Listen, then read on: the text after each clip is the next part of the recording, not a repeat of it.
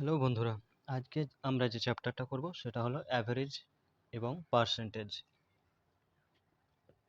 অ্যারিথমেটিকের খুবই একটা interesting chapter. প্রথমে আমরা কিছু বেসিক কনসেপ্ট জেনে নেব, তারপর আমরা প্রিভিয়াস ইয়ার ম্যাথ সলভ করব। সাধারণত ডব্লিউবিসিএস এবং ডব্লিউবিপিএসসির আরও যেসব এক্সাম আছে সেই সব এক্সাম থেকে যেসব কোশ্চেনগুলো এসেছে প্রিভিয়াস ইয়ারে এই চ্যাপ্টার থেকে সেগুলো আমরা সলভ করব। তাহলে মোটামুটি এই চ্যাপ্টারের ধারণা ক্লিয়ার হয়ে যাবে। তো অ্যাভারেজ অনেকে জানে, অনেকে জানে না। অ্যাভারেজ যখন আমরা বের করি, হয়তো 5টা কোয়ান্টিটি আছে, মানে হয়তো 5 জনের বয়স বলে দিল 12 বছর, 14 বছর, 18 বছর, 25 বছর এবং আরেকটা ধরে নিলাম 13 বছর। তাহলে যদি বলে যে তাদের বয়সের অ্যাভারেজ কত, তাহলে এই 5টা কোয়ান্টিটি যোগ করে টোটাল কটা কোয়ান্টিটি হচ্ছে? 5টা কোয়ান্টিটি। সেটা তো ওই 5 দিয়ে আমাদের ভাগ করলে সেটা বেরোবে অ্যাভারেজ। তাহলে যতগুলো কোয়ান্টিটি হবে সেই টোটাল কোয়ান্টিটিগুলোকে যোগ করে যতগুলো কোয়ান্টিটি সেই সংখ্যা দিয়ে ভাগ করলে আমাদের অ্যাভারেজ বেরিয়ে যাবে। এটা আমি আর করছি না, এটা যেহেতু সবাই পারবে। এটা হলো অ্যাভারেজের মূল কনসেপ্ট। এবং যদি বলি, আচ্ছা এটা করে নিই, 12 18 এটা যোগ করলে কত হয়? 12 18 30, 40 34, 34 20 30 38। তাহলে হয়ে যাচ্ছে আমাদের 4 12 2 হাত থেকে 1 3 3 6 7, তাহলে 72 হয়ে যাচ্ছে। তাহলে 5 দিয়ে ভাগ করলে আমাদের এটা পয়েন্টে বেরোবে। 5 14 70, 4 5 20, 14.4 এরকম অ্যাপ্রক্স বেরোবে। এটা বেরিয়ে গেল আমাদের অ্যাভারেজ। এবার হয়তো বলে দিতে পারে যে 5 জনের বয়সের গড় হচ্ছে 14.4, তাহলে তাদের টোটাল বয়সটা কত? তাহলে যতগুলো কোয়ান্টিটি 5 জন বলে দিয়েছে, 5 জন এটা দিয়ে আমরা যদি অ্যাভারেজটা গুণ করি তাহলে টোটালটা বেরিয়ে যাবে। আর বেশি কিছু নাই, এই কনসেপ্ট দিয়ে বেসিকটা ক্লিয়ার থাকলে এবং কিছু অঙ্ক প্র্যাকটিস করলে পুরো চ্যাপ্টারটা ক্লিয়ার হয়ে যাবে। আর কিছু নেই, শুধু অঙ্কটা কি বলেছে বুঝতে হবে। অ্যারিথমেটিক এমন একটা জিনিস, অঙ্কেই দেওয়া থাকে অ্যান্সার, কীভাবে অ্যান্সারটা বেরোবে সেটা অঙ্কেই দেওয়া থাকে। বাকি অ্যালজেব্রা বলি বা আর কিছু বলি, সেগুলো কি হয়, সেগুলো নিজে থেকে ভাবতে হয় কোন সূত্র আমরা লাগাবো। কিন্তু এই অ্যারিথমেটিক এমন একটা জিনিস যেটাতে অঙ্কেই দেওয়া থাকে কিভাবে অঙ্কটা করতে হবে। এরপর পার্সেন্টেজের একটা কনসেপ্ট, মানে আমাদের যদি বলা হয় যে 100টা আম ছিল, সেখান থেকে কেউ 20টা নিল, তাহলে সে কত পার্সেন্ট আম নিল? 100-র উপরে সবসময় ক্যালকুলেট হবে। পার্সেন্ট মানেই হলো 100-র উপরে ক্যালকুলেট হবে। তাহলে 100টায় 20টা নিল, তার মানে সে 20% আম নিল। যদি বলি যে 200টা আম ছিল, সেখান থেকে 50টা, সেখান থেকে 50টা আম নিয়ে নিল, তাহলে কত পার্সেন্ট আম নিল? পার্সেন্টটা বের করতে গেলে সবসময় আমরা 100তে বের করব প্রথমে, যেটা আমাদের দিয়ে দিয়েছে। মানে 200টা আম ছিল, সেখান থেকে নিল 50টা। তারপর 100টা যদি থাকে, আমরা সুবিধার জন্য লিখে করতে পারি, যারা একবারে হয়তো উইক বা যারা কনফিউজ হয়ে যায়, তাহলে একটা যদি থাকে তাহলে কটা পাবো, মানে কটা আম নেবে এবং 100টায় কটা, সেটা বের করলেই আমাদের পার্সেন্টেজ বেরিয়ে যাবে।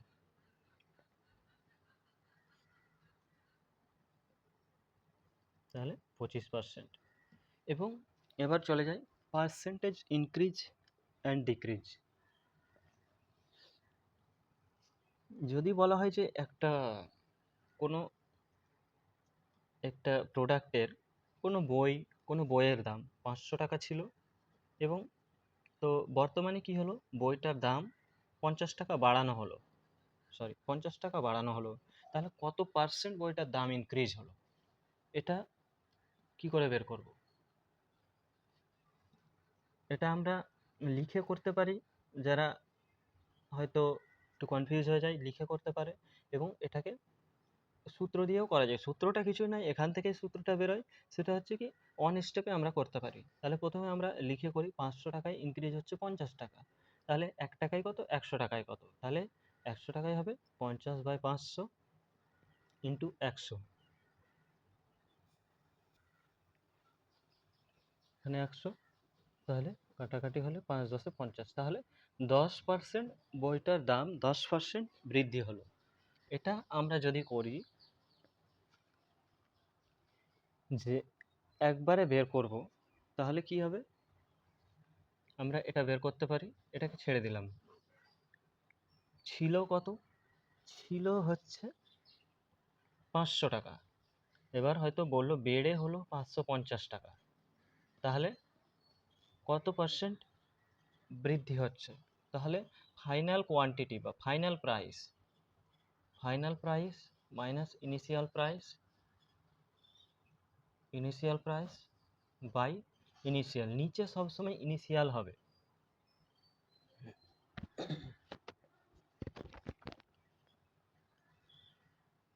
গুণ 100, তাহলে ফাইনাল প্রাইস 550 হচ্ছে, ইনিশিয়াল প্রাইস হচ্ছে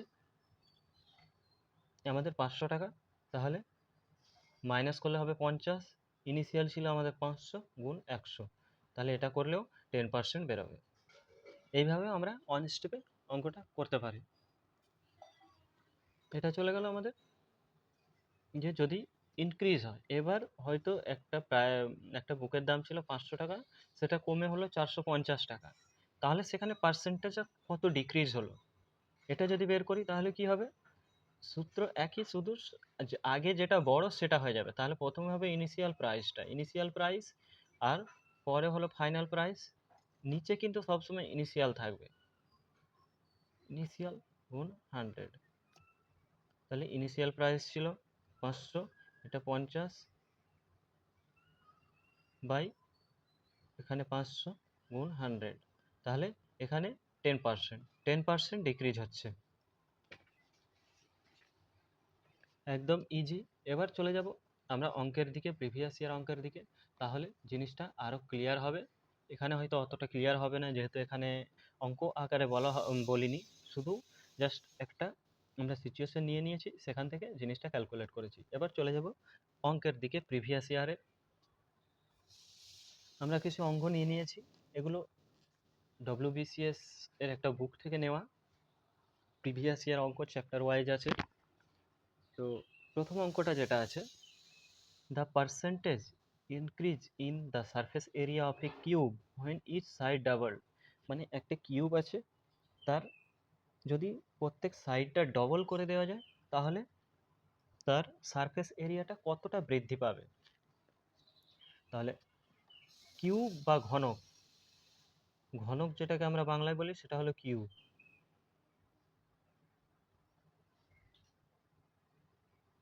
এটা হয়ে গেল একটা কিউব। তো কিউবের ক্ষেত্রে এখানে সারফেস এরিয়া চেয়েছে, তাহলে সারফেস এরিয়ার সূত্রটা কিন্তু আমাদের জানতে হবে। তাহলে কিউবের সারফেস এরিয়ার সূত্র হলো 6a², যেখানে এ হচ্ছে তার প্রত্যেকটা বাহুর দৈর্ঘ্য। এটা যদি অনেকে না বুঝতে পারে কিভাবে এটা আসছে, তাহলে একটা কিউবের 6টা তল আছে, একটা কিউবের 6টা তল, একটা তল, দুটো তল, এই তিনটে, প্রথমে একটা, দুটো, তিনটে, চারটে, এই চারদিকে 4টে তল হয়ে গেল, আর এই সামনের দিকে একটা তল, এই সামনের দিকে একটা তল, আর এর পেছনে একটা তল, তাহলে টোটাল 6টা তল। তাহলে এই শুধু এই একটা তলের ক্ষেত্রফল কত হবে, যদি একটা বাহুর দৈর্ঘ্য এ হয়, যেহেতু এর 4টে বাহু বা সব বাহুর দৈর্ঘ্য সমান, তাহলে এই একটা তলের দৈর্ঘ্য একটা তলের ক্ষেত্রফল হয়ে যাবে a², একটা তলের ক্ষেত্রফল হয়ে যাবে a², তাহলে এর 6টা তল 6টাই সমান, ওই জন্য 6a² হয়ে যাবে। তাহলে এখানে কি হচ্ছে, এই যে a², এটা মানে এটা আমাদের 2a হয়ে যাচ্ছে, তাহলে এখানে প্রথমে ক্ষেত্রফলটা মানে সারফেস এরিয়া বা ক্ষেত্রফল, প্রত্যেকটা তলের ক্ষেত্রফল কত ছিল, 6a², এখন আমাদের এটা হয়ে যাচ্ছে 2a, তাহলে 6 × 2a তার হোল স্কোয়ার, তাহলে 6 × 4a², তাহলে আমাদের কত হয়ে গেল, 24a²। একটা বাহুর দৈর্ঘ্য ডবল হওয়ার ফলে আমাদের ক্ষেত্রফলটা কত বেড়ে গেল।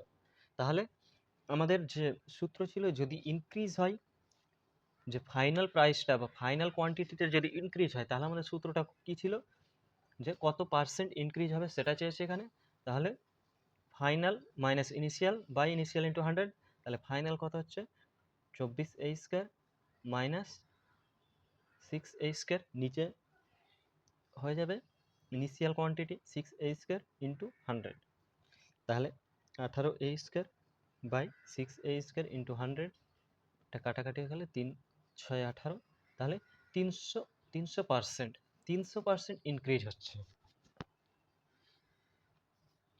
এখানে। 300% আমাদের অ্যান্সার আছে, এটা হয়ে যাবে অ্যান্সার। নেক্সট চলে যাব, a man won 60,000 in lottery, 30% of the money was taken by the government as a tax he actually received। তাহলে 60,000 টাকা লটারিতে জিতলো, 30% of the money was taken by the government। তাহলে এখানে আমরা আমাদের একটা sorry a man owned 60,000 in a lottery, 30% of the money was taken by the government as tax he actually received। তাহলে 60%, এটা আমরা দুটো পার্টে করতে পারি অথবা একটা পার্টেই করতে পারি। দুটো পার্টে কিভাবে করতে পারি, 30% of the money taken by the government, তাহলে প্রথমে আমরা বের করব, দেখা যাচ্ছে, প্রথমে আমরা বের করব 60,000 এর 30%, মানে গভর্নমেন্ট কতটা নিচ্ছে। তাহলে 60,000 এর 30% গভর্নমেন্ট কতটা নিচ্ছে আমরা প্রথমে বের করে নেব। দুটো শূন্য কেটে গেল, 5 30 শূন্য, হাত থেকে 3, 3 18, 18 3 21, 210, আর কটা দুটো শূন্য বাকি থাকছে। তাহলে 21,000 নিয়ে নিচ্ছে গভর্নমেন্ট, 21,000 গভর্নমেন্ট নিয়ে নিচ্ছে। তাহলে এখান থেকে বের করতে পারি যে তাহলে সে কত পেল, 60,000 মাইনাস 21,000, তাহলে কত হচ্ছে, সরি এখানে হয়ে যাচ্ছে 39,000, তাই তো? 39,000 সে পাচ্ছে। এখানে আমরা আরেকভাবে করতে পারি যে অ্যাকচুয়ালি 35% মানি গভর্নমেন্ট নিচ্ছে, মানে 100 টাকায় 35 টাকা নিচ্ছে। তার মানে সে কত পাচ্ছে, 100 টাকায় 65 টাকা পাচ্ছে, 100 টাকায় 65 টাকা পাচ্ছে। তাহলে অ্যাকচুয়ালি সে পাচ্ছে 65%, সে 65% পাচ্ছে, সরি সে 65% পাচ্ছে। তাহলে আমরা কি করতে পারি, একবারে বের করে নিতে পারি সে পাচ্ছে কত, 60,000 ইন্টু 65/100, অ্যান্সার একই আসা উচিত। তাহলে 65/6, 5 6 30 শূন্য, হাত থেকে 3 6 6 36, আর 3 39, 390, আর আমাদের দুটো শূন্য বাকি থাকছে, তাহলে 39,000। একদম এক স্টেপে এভাবে করতে পারি অথবা এভাবে করতে পারি, যেটা আপনাদের সহজ মনে হবে সেই প্রসেসে আপনারা অঙ্কটা করতে পারেন।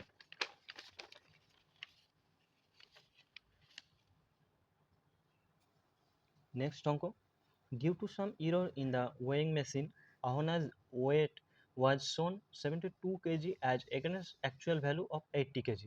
অ্যাকচুয়ালি 80 কেজি দেখানোর কথা ছিল, কিন্তু কিছু ওয়ে মেশিনে কিছুটা ইররের জন্য 72 কেজি দেখিয়েছে। একদম যেভাবে বলেছে সেভাবে অঙ্কটা হয়ে যাবে। তাহলে কি বলছে, পার্সেন্টেজ অফ ইরর কত। তাহলে আমাদের ইনিশিয়াল ভ্যালু অ্যাকচুয়ালি হওয়ার কথা ছিল 80, কিন্তু ফাইনালি দেখিয়েছে কত, 72।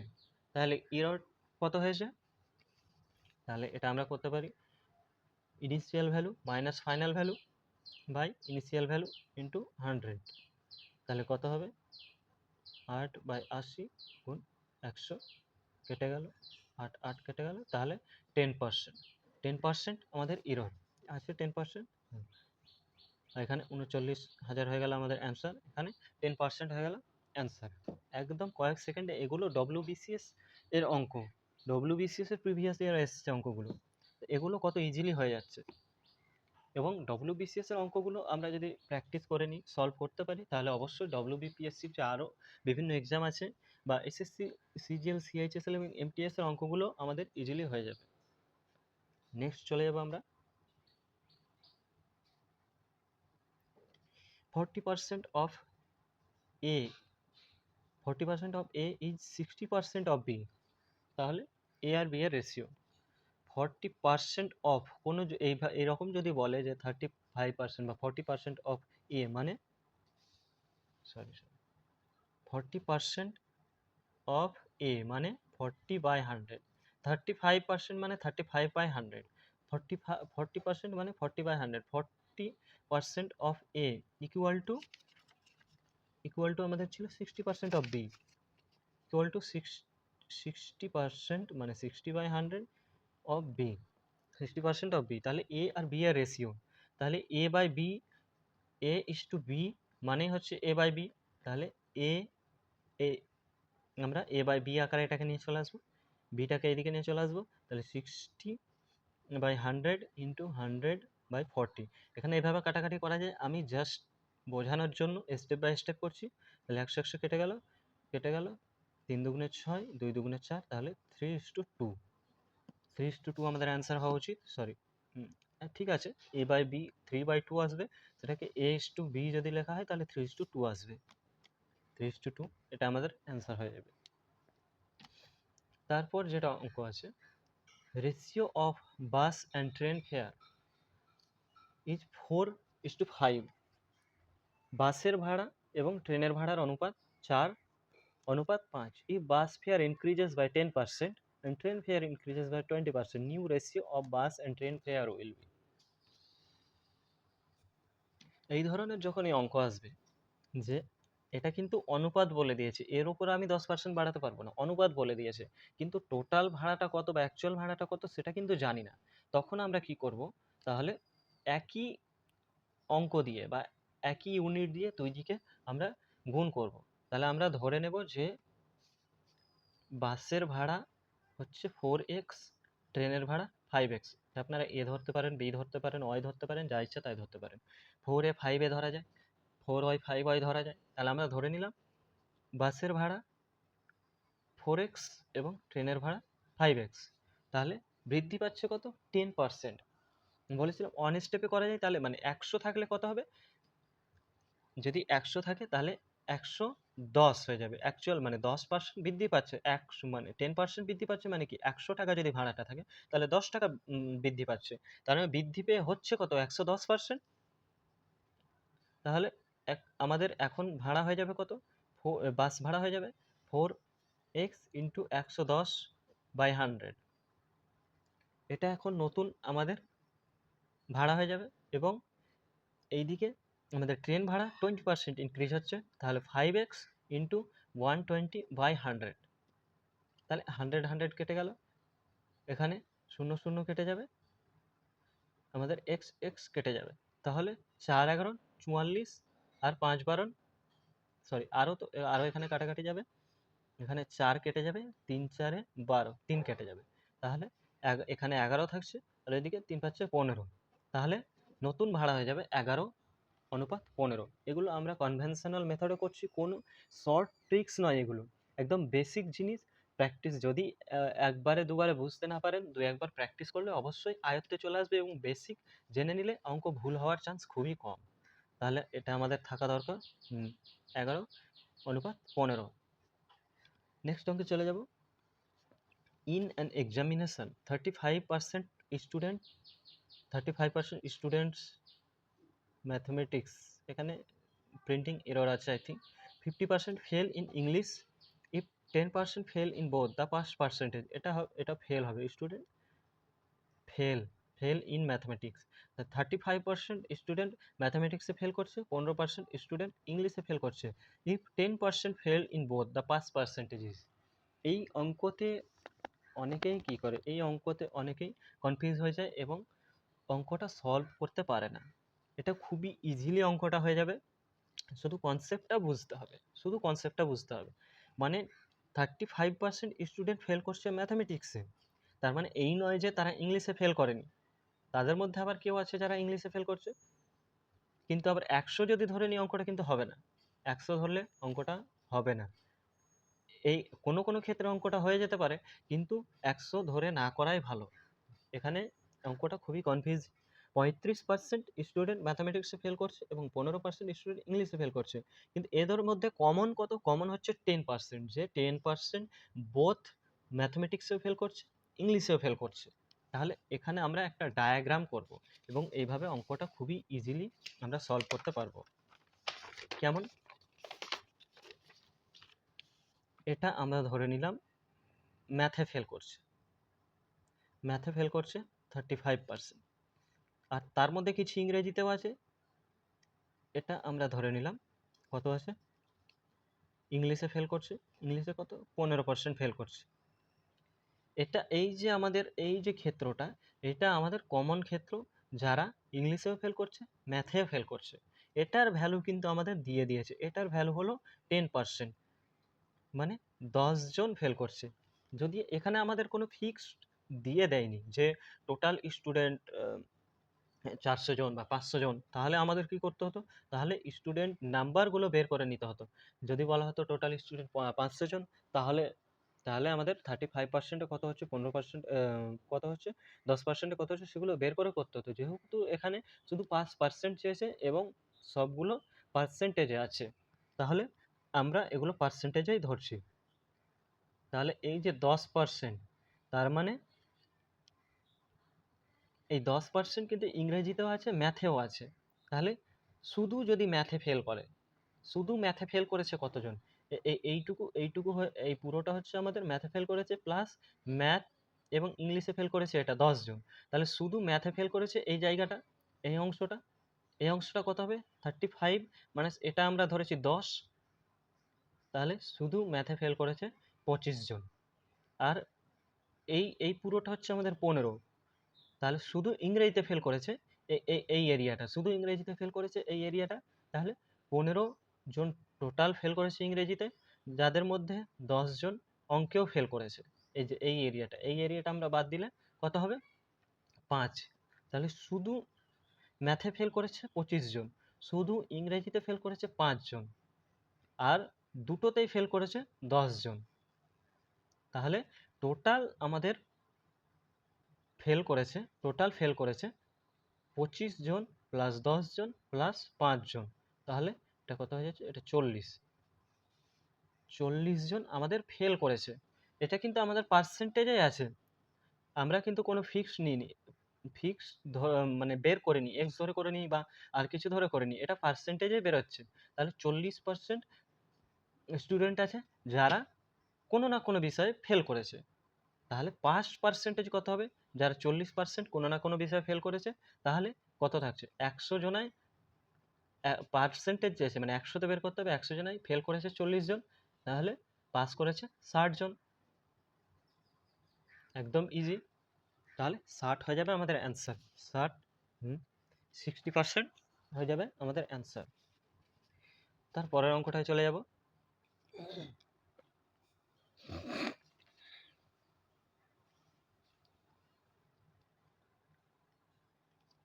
The population of a district increased by 4% during the first year. এবং প্রথমে কি হচ্ছে, ফার্স্ট ইয়ারে ইনক্রিজ হচ্ছে, তারপর and decrease by 5% during the second year. তাহলে if the present population of a district is এত, then 2 years ago it was. তাহলে প্রথমে কি হচ্ছে, প্রথম ইয়ারে এটা কিন্তু আমাদের বলে দেয়নি যে 2 বছর আগে এত ছিল, তারপর 4% বাড়ছে এবং 5% কমছে, তারপরে তাহলে এখন পপুলেশনটা কত হবে, এটা কিন্তু এখনকার পপুলেশন দিয়ে দিয়েছে আমাদের। তাহলে এখান থেকে আমরা ব্যাক ক্যালকুলেশন করে আমরা যদি ভাবি যে এর ওপর প্রথমে ডিক্রিজ হয়েছে 5%, তাহলে ইনক্রিজ করে দেবো 5%, তারপর আবার এটাকে ডিক্রিজ করে দেবো, এভাবে ব্যাক ক্যালকুলেশন করে কিন্তু হবে না, অঙ্কটা আমাদের এখানে এক্স ধরে করতে হবে। তাহলে 2 ইয়ার্স এগো আমরা ধরে ধরে নেব যে 2 বছর আগে পপুলেশনটা ছিল এক্স। তাহলে প্রথমে কি হচ্ছে, ইনক্রিজ হচ্ছে, 4% ইনক্রিজ হচ্ছে।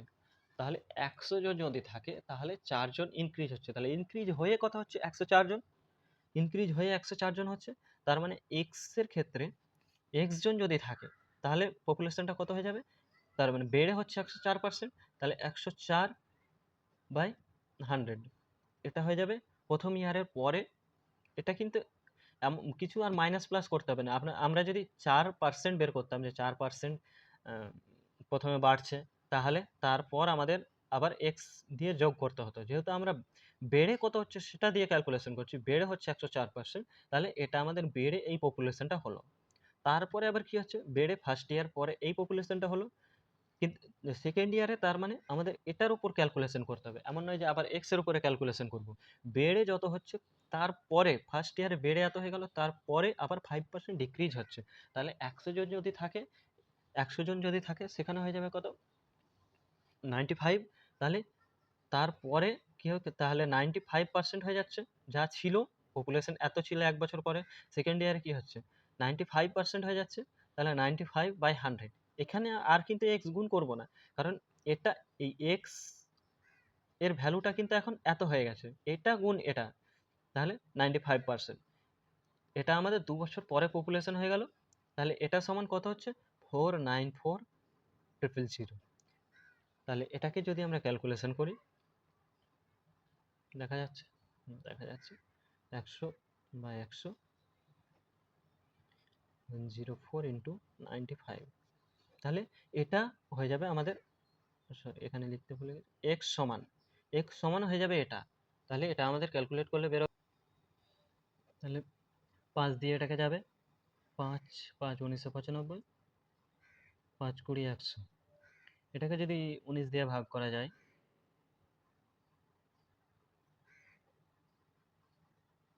19 দুগুণে 38, 38,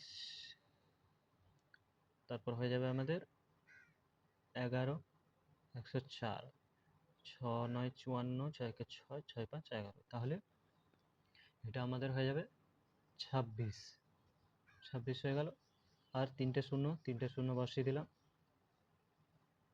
এটা হয়ে গেল। তারপর এটা হয়ে যাবে আমাদের 2 দিয়ে যাবে,